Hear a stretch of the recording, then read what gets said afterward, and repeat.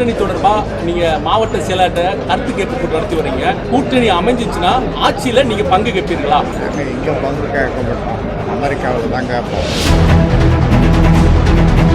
உங்களை பற்றியான கேள்விக்கு செய்தியாளர் சந்திப்புல அன்புமணி பதில் சொல்லாம போயிட்டாங்க. எப்படி பாக்குறீங்க? எதிர்கொள்ளவே மாட்டேங்காங்க அந்த கேள்வியை. நீங்க உங்களை பற்றி கேள்வி அதை பற்றி என்ன கேட்டால் நான் என்ன சொல்றேன்? ஆட்சியில பங்கு கொடுக்கிற கூட்டணியில சேர்றதுக்கு வாய்ப்பு இருக்காயா? நிபந்தனையற்ற ஆதரவு கலைஞருக்கு கொடுத்தோம். கலைஞர் ஆட்சியை ஆதரிப்போம் என்று சொல்லி அதே மாதிரி ஆதரித்தேன்.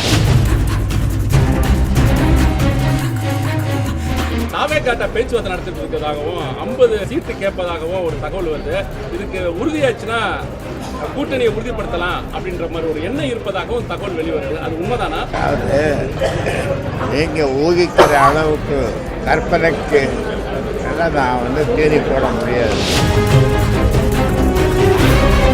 ஆட்சியில பங்கு கொடுக்கிற கூட்டணியில சேர்றதுக்கு வாய்ப்பு இருக்காயா? ஆட்சியில் நிபந்தனையற்ற ஆதரவு கலைஞருக்கு கொடுத்தோம். இந்த நிபந்தனையும் இல்லாமல் 5 வருடம் கலைஞர் ஆட்சியை ஆதரிப்போம் என்று சொல்லி அதே மாதிரி ஆதரித்தேன். குறைந்தபட்ச செயல் திட்டம் ஏதாவது வலியுறுத்துவீங்க கூட்டணியில்?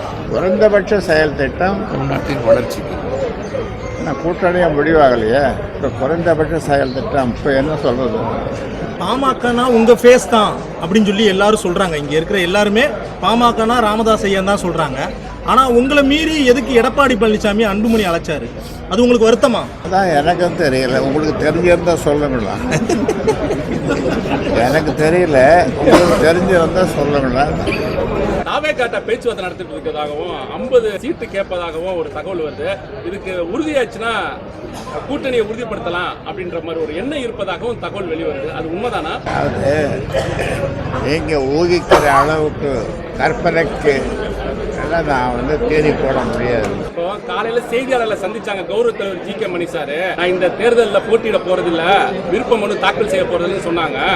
அதே போல நம்ம செயல் தலைவர் காந்தி அக்கா இருக்காங்க, அவங்களும் இந்த சட்டமன்ற தேர்தலில் போட்டியிடுறதுக்கு வாய்ப்பு இருக்கா? ஐயா உத்தரவிடுவீங்களா? சொல்வதை தட்டாமல் ஏன் எதற்கு என்று கேட்காத ஒரு தலைவரை நான் வைத்திருக்கிறேன்.